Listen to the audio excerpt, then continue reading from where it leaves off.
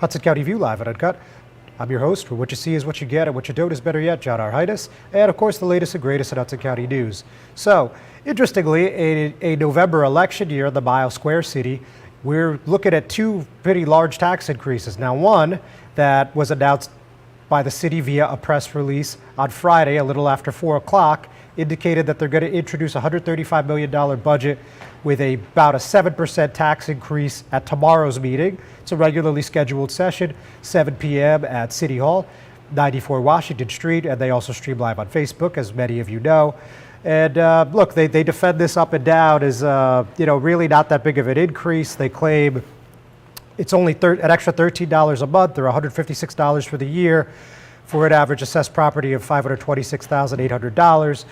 So we'll get into that more later. But the other point I want to make is at tonight's Board of Education meeting, they're going to consider their budget, and that's actually going to have an increase of somewhere in the neighborhood of 12 to 14%. So that's a pretty significant burden on the taxpayer in an election year, if you ask me. But we're going to go over the particulars, and obviously you guys can make your own choices as always. Beyond that, quite a bit of politics this week. We see that NJ 101.5 host Bill Spadea, a likely candidate for governor in 2025, is going to be coming to Secaucus at the end of the month for a late Lincoln dinner, and it's actually at a gun range. That's the long shot rifle and pistol. So that's kind of interesting. And also, I was able to speak with Joe Signorello. He's the mayor of Roselle Park and a U.S. Senate challenger. He came to a progressive fundraiser in Jersey City on Saturday, so that was certainly not something I was expecting. And on top of that, we got a whole lot on just the government end. I mean, we heard a lot more about this trip to Paris that occurred last month in Jersey City. We heard some more about the Portside Towers residents' plight, about their rent control issues. And we also heard the U.S. Attorney of New Jersey, Philip Selinger, will be coming to Jersey City soon. So all that and a whole lot more right after this word from our sponsors. Jersey City Ford, certified parts and service located at Route 440 and Communipaw Ave, is your #1 source for Ford and Lincoln automotive needs. We use certified Ford Motorcraft products to keep your Ford running in top shape. Motorcraft parts are backed with the Ford warranty, which includes a 2-year unlimited mileage guarantee. Our team will have the right Motorcraft part to ensure the best performance from your Ford or Lincoln. You can order in person at the parts counter or online. Let us help keep your Ford or Lincoln in the best shape at Stevens Jersey City Ford. Burns Brothers Memorials, Monuments, and Markers, 787 Tunley Avenue, Jersey City. Hudson County's only monument maker, serving all faiths and cemeteries. Design studio and large inventory on site. Cemetery inscriptions and custom orders welcome. Burns Brothers Memorials, Monuments, and Markers, 787 Tunley Avenue, just south of Secaucus Road. Craftsmanship that will last for all eternity. Burns Brothers, Jersey City, Albert H. Hopper, North Arlington. Visit us on the net. Consumer Carpets, 3408 Kennedy Boulevard in the Jersey City Heights, your one-stop store for residential and commercial floor treatments, carpeting, linoleum, tiles, laminates, hardwood floors, area rugs, remnants, all major brands, all in stock. Free estimates, same-day installation. Consumer Carpets, it's savings, selection, installation. Credit cards and debit cards accepted. Financing available. Consumer Carpets, price to fit your budget, installation to fit your schedule. On the net at consumercarpets.com. Consumer Carpets, Jersey City, 201-792-2712. Hudson County View live at Uncut, John Heinis. So programming note before I go any further, you guys know that I mentioned yesterday that Craig Guy, who's a candidate for Hudson County Executive, and he's also the Chief of Staff to the current Executive Tom DeGees, was supposed to be my guest today. Unfortunately, he had to cancel late last night. I didn't get a real specific reason, but it sounds like a scheduling conflict. So hopefully we look to have him next week or the week after, sometime very soon. Obviously, we're going to stay on top of him to try to get him in the studio. So with that said, let's get back to the Mile Square City. Now, back in July, of course, when they were dealing with their 2022 budget, the City Council adopted a $131.67 million budget with about a 2.56% tax increase. And they said at the time that was far below the rate of inflation. So, hearing from Mayor Ravi Bala, he says the proposed 2023 budget will allow us to continue to transform our city for the better through critical investments that provide for not just the residents of today, but the residents of tomorrow. Now, again, we've heard quite a few reasons on why this tax increase is what it is. For example, fixed cost increases they mentioned are $1 million in state pension, $2 million increase in healthcare costs, $1 million in contract obligations, and an annual inflation rate of about 6.5%, along with other high interest rates. And he also, hearing from the mayor again, he said discretionary spending has been brought in-house rather than hiring contractors, such as in their engineering and law departments. They also mentioned acquiring Union Dry Dock, replacing aging water mains, beginning construction of the Northwest Resiliency Park, expanding Division of Housing and Recreation departments, among other things, of course. So, you know, I mean, look, those things all sound pretty good on face value, but I don't know how many people would really like to do that if it comes with the 7% tax increase. Ultimately, it lies in the hands of the city council, of course. We'll see what those 9 members decide to do.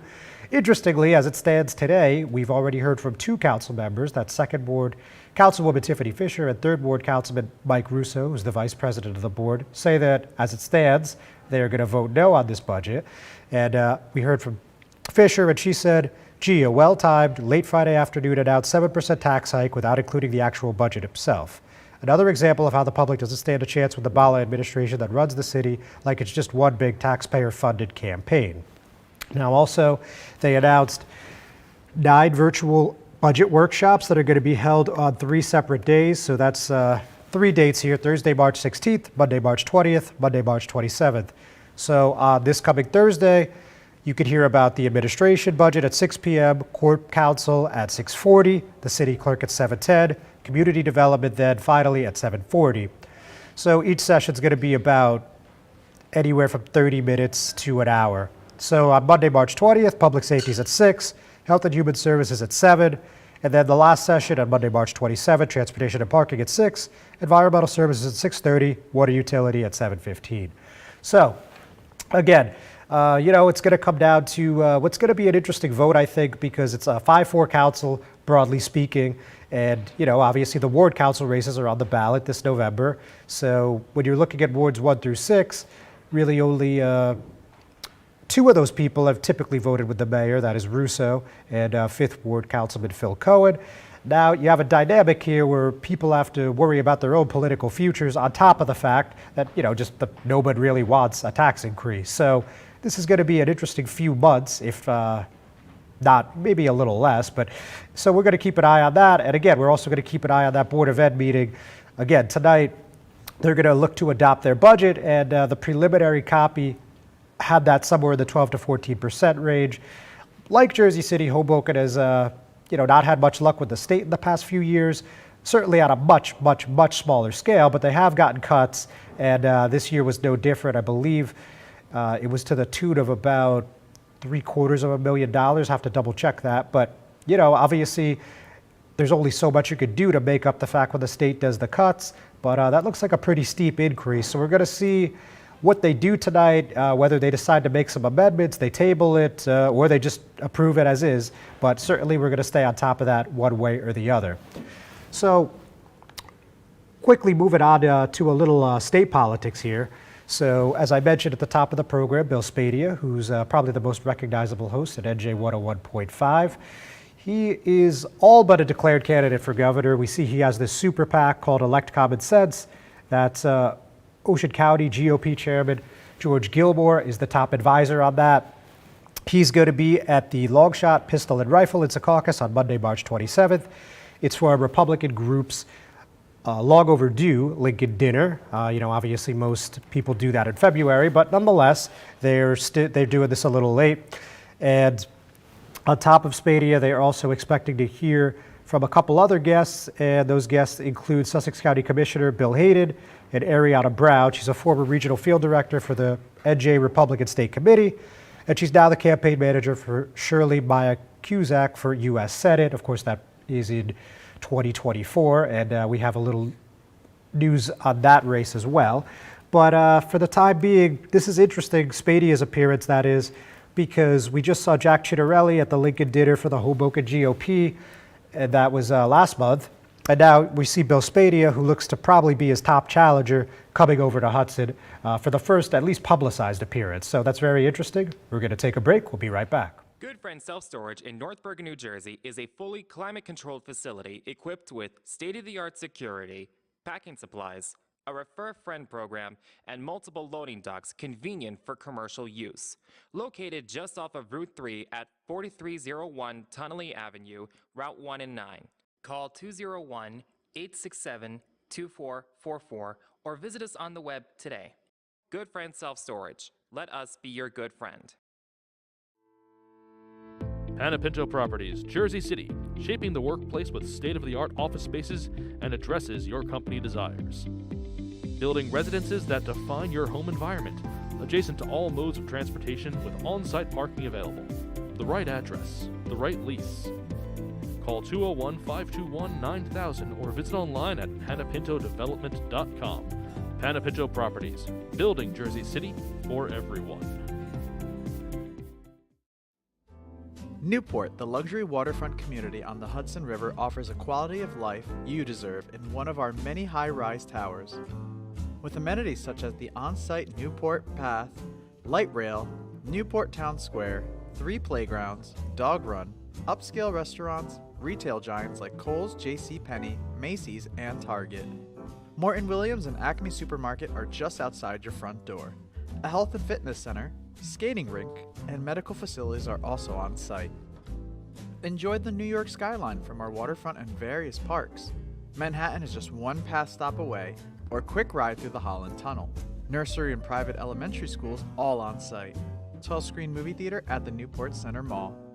Looking to visit? Stay at the Westin or Marriott Hotel. For more information, visit us at newportnj.com. Make lasting memories to cherish forever. It's incredible. It's you, Newport. Live like you want. Hudson County View live and uncut. John R. Heinis. So let's talk a little bit about what's going on in this June 6th primary. So we got quite a few contested county races. And long story short, we got a challenger for Hudson County Executive in the 1st County Commissioner District, the 2nd, the 4th, the 5th, and the 8th. And so obviously overall that brings us out to 7 challengers, 1 for County Exec, 6 for County Commissioner, and and also the 9th District too. So that's again brings us to 1 for County Exec, 6 for County Commissioner, and some expected to be closer races than others, but they had their first joint fundraiser at the Brightside Tavern. And that was an interesting turn of events in and of itself, but something that I definitely did not expect was to see Roselle Park Mayor Joe Signorello.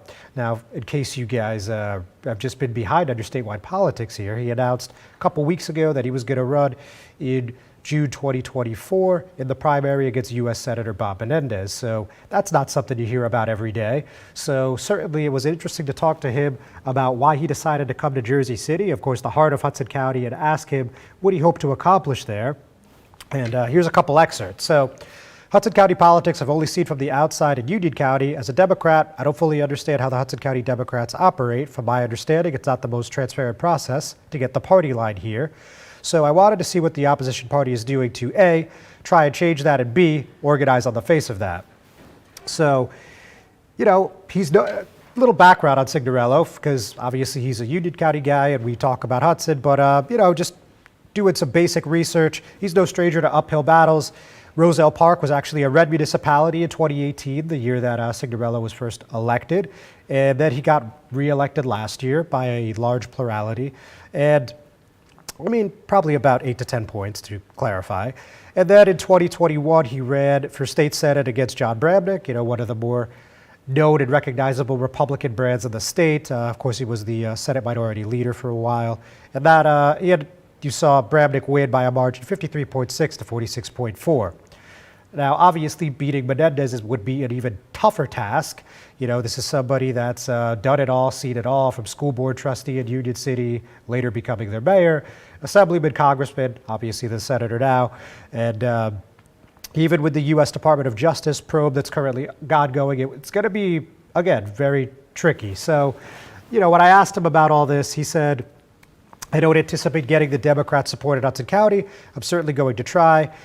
At least the normal Democratic organization, clarifying he meant the HCDO, not like your average Democrat. But look, Bob Menendez, he won by a lot in Hudson County 6 years ago and a lot in Essex County 6 years ago. He did win and lost a lot of counties everywhere else. I think if I'm going to do this, I need Hudson County to be a big part of that. And it starts with a grassroots movement, and that's what these folks are building here. So, he went on to say that he doesn't think the odds are insurmountable, and he continued, absolute power corrupts absolutely in a lot of places. Look, even though he's the favorite son of Hudson, there's a lot of people that are frustrated with the way things are going in New Jersey. And when we talked a little bit about policy, he said he supports Medicare for all and also having the government do more than they do now to subsidize college. And he also came out against that $10.6 billion turnpike expansion. So all notable things for this campaign, which I'm sure is going to be a good one. So let's move over to Jersey City on the government side for a moment. So at a council meeting last week, this is something that did get a heck of a lot of attention, but I think it's actually quite interesting. Now, they're one of the last municipalities in Hudson County that has a municipal construction board of appeals. And this measure that was in front of the council was an ordinance on first reading that would dissolve the board. And the reason being, at least according to Mayor Stephen Fulop, is that there's a lot of conflicts of interest on this board. So now it passed 8-1, and that came after Ward C Councilman Rich Baggiato asked for it to be carried. The council president, Joyce Waterman, said that, look, we agreed in caucus that we were going to vote on this and we'll discuss between first and second reading. And, Baggiato didn't really care for that idea, but that's what we ended up doing. So, or the council ended up doing, I should say. So we heard from Ward E Councilman James Solomon, and he suggested that it seems like maybe something to look at, maybe with the idea of creating an ethics standard. I think that it is an option for us to look at versus simply abolishing it. And we also heard from Councilwoman at Large Amy DeGees briefly, who said that she wanted to discuss the matter prior to first reading, but didn't get into it any further. Again, it passed 8-1. Only Baggiato voted no. But we actually heard from the interim construction board chair, and that's William Santomoro, and he called for the council to keep things the way they are. He said the Construction Board of Appeals should remain at the city level and not be transferred to the county. The Construction Board of Appeals is a major conduit between Jersey City's first responders, code officials, and property owners. The board maintains a crucial role in maintaining the safety and welfare of everyone in this city. Now, as many of you are aware, I sat down with Jersey City Mayor Stephen Fulop on Wednesday. We talked about quite a few different topics, but one of them was the Construction Board of Appeals, and he said this has been in the works for about 2 years.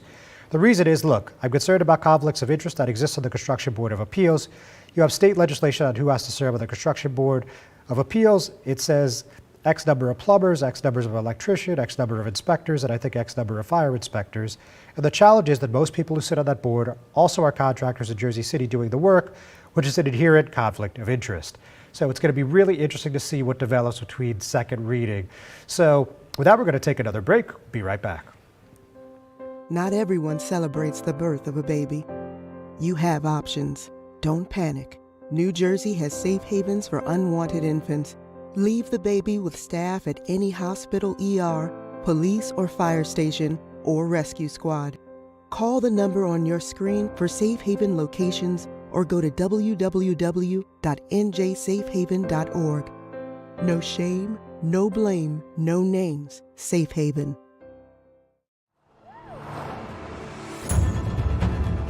This thing rips! Oh, it is so quick. There's a lot of punch packed into this Bronco Sport. It's got a ton of horsepower. I love it. All right, now we're getting hairy. Now we're getting the fun stuff. Yeah. I like how we can get over or around almost anything. Yeah, I dig your ride. I super dig it. It's gonna be a good day. Growing up can be tough on kids. So much is going on in the world that can cause depression or anxiety. Unusual behavior for more than 6 months could mean they need help. Don't wait. For real-time mental health support and counseling, call New Jersey's Children's System of Care. CSOC offers free mental health supports, substance use treatment, and services for intellectual or developmental disabilities for all kids up to age 21. Call now, 1-877-652-7624. Hudson County View Live and Uncut, John R. Heinis. So also, I should have said earlier when we're talking about the Construction Board of Appeals, if they approve that on second reading, then that's actually going to send the Municipal Construction Board of Appeals matters to Hudson County, which is what the majority of the other municipalities do here now. So with that, let's move on and let's talk about, very quickly, a meeting that's coming to Jersey City, a town hall actually, 1 week from today. Yep, 1 week from today. That's March 21st from 6 to 7 p.m. That's Temple Bethel, 2419 John F. Kennedy Boulevard. And the meeting I'm speaking of is actually going to be hosted by none other than the United States Attorney of New Jersey, Philip Selinger. So he said in a release that he's coming to discuss the work of his office that includes hate crimes, civil rights, protecting the community from violence, and the opioid crisis, and protecting the environment. And this is a community event that's open for the public to attend. So I imagine we're going to get a really good turnout. And, it's not every day you have the U.S. Attorney in your own backyard. So I got to tell you, I'm actually looking forward to this one. I think this is going to be a really interesting event, and I think just a really fun story to cover. So hopefully I'll see you there. Now, let's go back to the council meeting for a moment. And I couldn't even tell you how manyth meeting in a row, maybe the 8th or the 10th in a row. You see these residents of the Portside Towers again asking for Jersey City to enforce rent control, and they want Mayor Stephen Fulop to take a stance. So, long story short, I mean, look, these is arguments that we've heard for, again, many months. But just to give you a quick refresher, we heard from Ron Batista, County Commissioner candidate of the 5th. He says there's a need for more nonprofit apartment units. It's not enough with rent control. It's not enough with representation for tenants. I worry about the silence of the mayor for months. And he said, I know it's a tough situation for the council. I do hope we get some updates on legislation. How much longer can they hold those 30% rent raises? Again, we've talked about this quite a few times, and we've heard tenants from these buildings say that their rent has got up 20%, 25%, in one instance, 34%. So they claim that the law is clear, and the rent control law says that you have to file an exemption to get your building approved for rent control. They believe the Portside Towers landlords and owners, that's Equity Residential, did not do that. They have since started a GoFundMe page, and they have a goal of $100,000, and they're up to a little over $20,000 now. And obviously, this looks like it's heading to court. I mean, there's only so much that our governing body can do here. I know that they're asking for them to enforce the rules that are on the books, but really that's an administrative matter, and it would be difficult for the council to really effectuate change. But I understand this is the only real public forum where these tenants can be heard. So it's just kind of unusual. You really don't see this very often on the municipal level, but we're swimming in uncharted waters all the time, it feels like. So we heard from one tenant, and her name was Jessica Brand, and she said, aspiring Governor Fulop, don't be on the wrong side of this law here. Embrace the right to counsel so everyone has access to affordable housing. We talked about the right to counsel ordinance quite a few times as well, and that looks like something that'll be put up for a vote sooner than later. I mean, it's hard to say. We've heard that, and a new rent control ordinance are coming. Neither has been introduced just yet. Ward D. Councilman Yusuf Saleh, who has talked about the rent control ordinance here and elsewhere, said that he's still working on it and it is coming. So beyond that, I did hear briefly from Fulop about a meeting that they had at Portside a week ago. He said it would be highly inappropriate for me to weigh in on an issue that's before a quasi-judicial process. So speaking of Mayor Fulop, let's talk a little bit about this trip to Paris. Now, spoke to him, that was Wednesday, and we had a conversation that went for about 21 minutes at his office. We talked about a whole bunch of different topics. We talked about the Paris trip. We talked about Introducing the all-new Ford Maverick. We talked a little bit about, this Construction Board of Appeals. We talked about legal cannabis. Anyway, as far as the trip to Paris, we finally got the answer about who paid for the trip, and this was what he described as a nonprofit arm, or a subsidiary, if you will, of the Jersey City Economic Development Corporation. That's called Grow Jersey City. And in the process, unexpectedly, we saw the mayor take some heavy shots at the Jersey City Times. He said that they're repeatedly publishing misinformation, specifically around the details of this trip. And, he had some strong words for the owner, that's Aaron Morell, and he said he's a trust fund baby that's kind of been lost for a long time trying to find his way. So, again, certainly not what I thought was going to happen there, but expect the unexpected here, right? And the bottom line is this was a trip we had the itinerary for. We had 8 people, including the mayor, go. The mayor was there about 2 days. The other 7 people were there for about 4 days. And the Center Pompidou, which we've heard so much about in the past year and a half or so, is supposed to be coming to Journal Square, right where the Pathside building is, sometime in late 2025 or early 2026. We still don't have a budget on this, but you would imagine one would have to be coming pretty soon. We heard back from Morel, who I asked to comment, and he said, "For a failed blogger, I certainly seem to have succeeded in getting under the mayor's skin. Similar to bullies like Trump, the mayor prefers to call journalists names rather than address the issues." And he also said that to date, he's never heard about anything about inaccuracies in the reporting. Now, on the same topic, I did get a response back from the city after I filed an Open Public Records Act request, and we heard about over 60 people who donated to the cause. Briefly, some of those include Caulfield, Eric Silverman, Peter Mako, Matt Calley, which is now Veris Residential, Iron State, Brandywine Acquisition, the Hurley Family Foundation, the Paul and Phyllis Fireman Foundation, as well as some contractors, including that's McManaman, Scotland and Bauman, Dakotas, Fitzpatrick, Cole and Giblin, and Acrisure, as well as Bespoke Health, who had that $50 million COVID-19 vaccination clinic approved by the council last year. So with that, we'll take one more break. We'll be right back. Introducing the all-new Ford Maverick. A truck for people who do stuff. And people who make stuff. People like Gabrielle Union. I make this look good, don't I? Who haul whatever they want to wherever they want.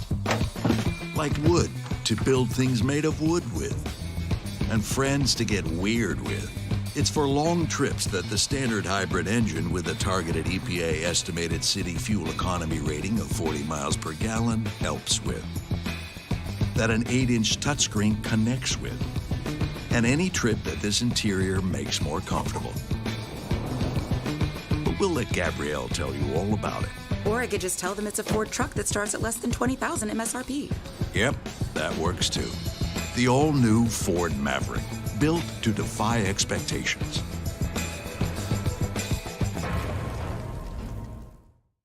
Bring 150 around front, please. We designed the F-150 to be tough. And we delivered on towing and payload like you'd expect. We also made it smart, starting with an available hybrid powertrain. This engine also allows you to use your truck as a high wattage generator. It's the kind of capability that a truck owner's really never had before. I think so. The Ford Maverick is a smaller truck, but the available 2.0-liter EcoBoost engine has plenty of horsepower and torque and allows you to tow all kinds of stuff. And if you need to take the Maverick out past city limits, there's select drive modes to take on different terrains, as well as the FX4 off-road package with all-wheel drive.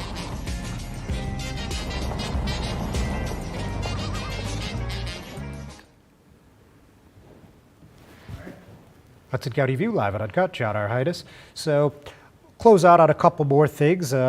One very political and one, well, not quite as political. So let's talk about the 31st Legislative District. And of course, you guys know that with redistricting, that's now the south side of Jersey City, so wards A and F, and you also have Bayonne, and now for the first time, Kearney, so West Hudson getting in the mix.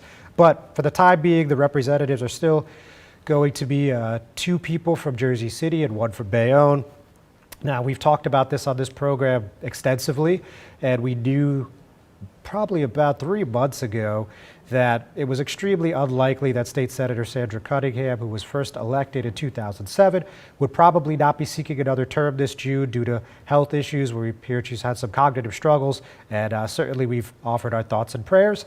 And as she works through that the best that she can while still remaining in her current post, the HCDO is moving on, and after much deliberation, we see that Angela McKnight, the Assemblywoman in the 31st, is going to be the candidate that gets the backing of the party in the June 6th primary for state senate. So certainly that's a pretty significant accomplishment for her, assuming she could pull this off. Remember, we also have a challenger in the 31st, and Michael Griffin. That was the campaign manager for Frank Educational Gilmore in November 2021. And somebody who's lived in the south side of Jersey City for a long time and knows a lot of people. So, certainly I expect him to be a game opponent. But with that said, we also need a replacement for Angela because, again, she's an assemblywoman, so someone would have to fill that seat. And the nod went to Jersey City Democratic Organization Chair Barbara Stamato. And remaining with them is William Sampson, who's the assemblyman from Bayonne, who is seeking his second term. So really not too much more else to say there, other than, we talked about this again quite a few times. We had other people in the mix, like County Commissioner Bill O'Day, like County Commissioner Jerry Walker, like Jersey City Ward 8 Councilwoman Denise Ridley. But at the end of the day, the party decided that they were not a fan of any special elections, particularly Mayor Fulop, and they went with basically, I think it's fair to say, a pretty safe choice in McKnight, and Stamato would certainly be favored, as would anybody else running on the line. So with that, let's talk a little bit and end on this note. We're still wondering what's going on with New Jersey City University, specifically in terms of funding. Now, like yesterday, they had hundreds of people at their student center, and it certainly wasn't just students. We saw teachers, unions, Jersey City electeds, and of course, the NJCU president was also there. We know at the end of this year, they're looking at a $10 million deficit. They've asked the state for at least $10 million back. They haven't gotten an answer, even though the state budget has already come out. So obviously, a lot of people are up in arms about what's going on here. And while there were quite a few great speakers, actually, in the featured keynote speaker was the American Federation of Teachers president, Randy Weingart. And so briefly from her, she said, why the hell does New Jersey not have the same commitment to its people as Jersey City? If it was Florida and DeSantis, obviously referring to the governor, maybe I could understand the answer. This is a state that prides itself in having one of the best educational institutions in the nation. We need to be a trend. We need to be in Washington. We need to be together fighting. No response from the governor's office or the state as of this time. Ladies and gentlemen, thanks for tuning in. We'll see you next week.